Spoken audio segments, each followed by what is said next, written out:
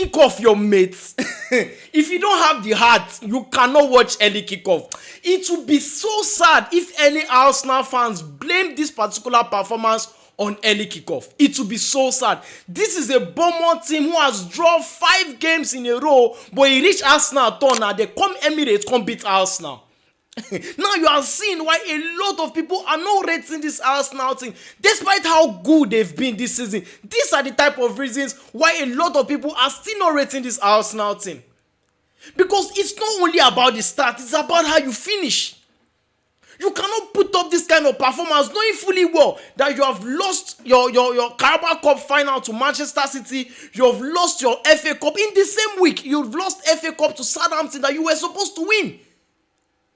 Now, this is an opportunity, knowing fully well that Manchester City are playing Chelsea tomorrow. This is an opportunity for Arsenal to go 12 points clear. The first time since 2004 when they won the league in the Invincibles. This is a huge opportunity missed by Arsenal. Huge opportunity. Because for Manchester City, it is not 100% sure that they will beat Chelsea. That's first thing first. Now, you are putting, this is like Manchester City having 2 games at hand right now. If they win those 2 games, they will be 6 points. They are facing Arsenal next week. And if they win that game, it will be all the same point. Like it will be point on level. So this is a huge opportunity. Arsenal has no business dropping point at home. Knowing fully well that you have lost only 1 game at home, and that is against Manchester United. So why would you put up this kind of performance? See, the Premier League will be the most important trophy for Arsenal this season. How can you go from a quadruple to now fighting for 2 trophies in less than 2 weeks or in less than a week? This is a disaster for Arsenal. And you cannot take anything away from Bournemouth. Bournemouth are an incredible side. Bournemouth are a very, very good team. The same Bournemouth gave Chelsea a problem. Chelsea couldn't beat them this season. The same Bournemouth forced Arsenal in the first leg. Arsenal managed to win that game 3-2. I talk about Krupi in my preview. I say Krupi is a very good player and Arsenal needs to keep an eye on him. And he got the first goal in the 17th minute. Arsenal came back in that game through Victor Gyökeres with a very good penalty, per se, and he got the goal. So at that moment in the second half, I was expecting a different Arsenal. I was expecting an Arsenal that would take the game to Bournemouth and play Bournemouth and beat Bournemouth at their own game. But guess what? Bournemouth today was the better team. Bournemouth today at every front, Bournemouth defense was better. Bournemouth midfield was better. Yes, Arsenal's attack was quite better, but guess what? It's the team that scores the most goals that wins the game. That means Bournemouth attack was as well better. That is what you mean by the whole game. Arsenal was very poor. It's a total disaster for Arsenal today. I feel for this team. Now this reminds me, or this brings me back to say, this is why a lot of fans still do not rate this Arsenal team. Not because that they are bad, but because of situations like this. The time that you were supposed to pick up yourself and win games, this is the problem. This is how you lose your games.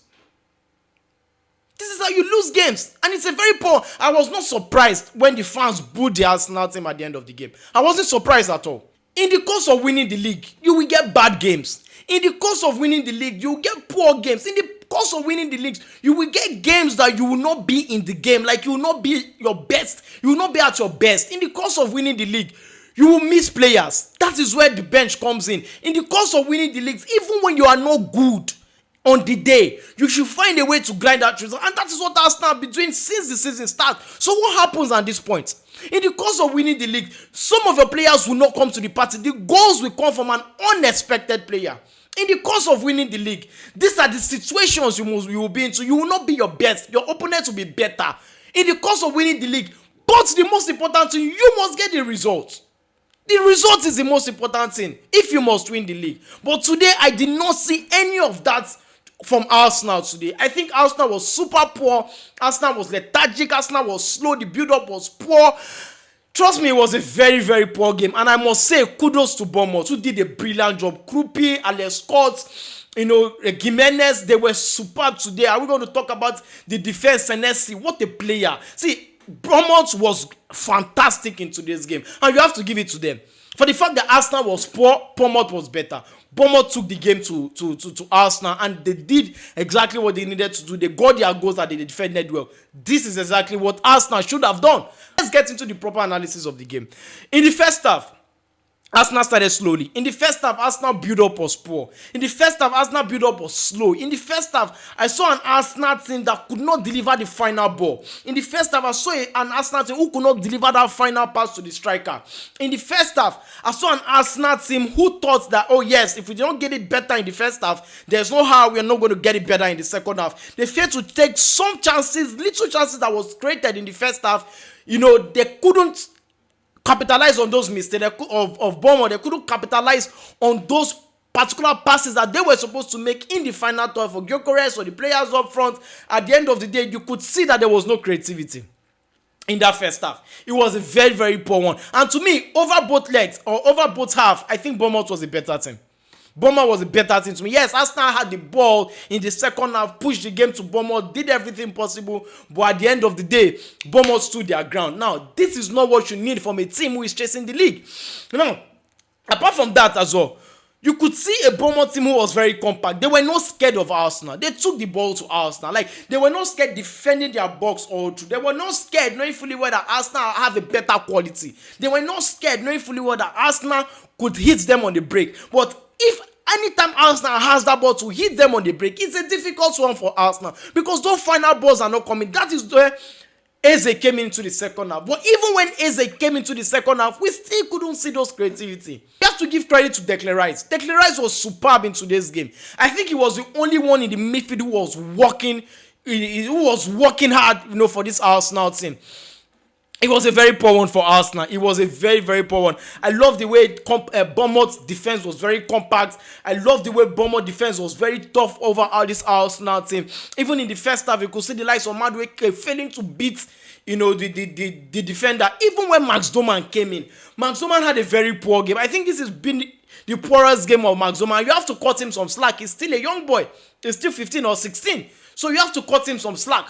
But when you have a player like Madueke who failed to impact the game, a player like Martinelli who failed to impact the game, now you brought in your substitute in Max Doman and also Trossard, they also failed to impact the game. Now what do you expect from that team? No creativity, no final balls in the box. So how do you expect the strikers to score? So I think it was a very poor game for majority of Arsenal players from the midfield to the attack. Right, it got to a point that Gabriel even had to push forward to see if he will get the goal.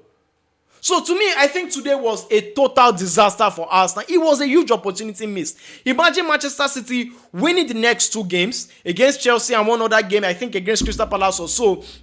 And at the end of the day, they beat Arsenal. It will be on the same point. And knowing fully well that if City are on top, it is difficult to bring them down. And City has a better goal difference than Arsenal.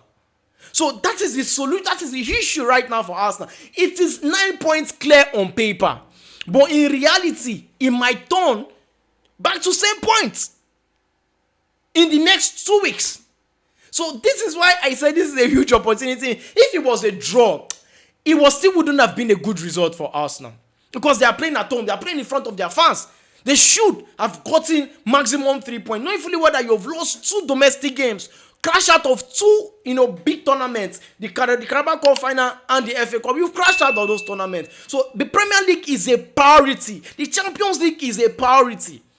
So if you could perform like this in front of your fans, what happens when it is given 2 games to the end of the season or Champions League semi-final?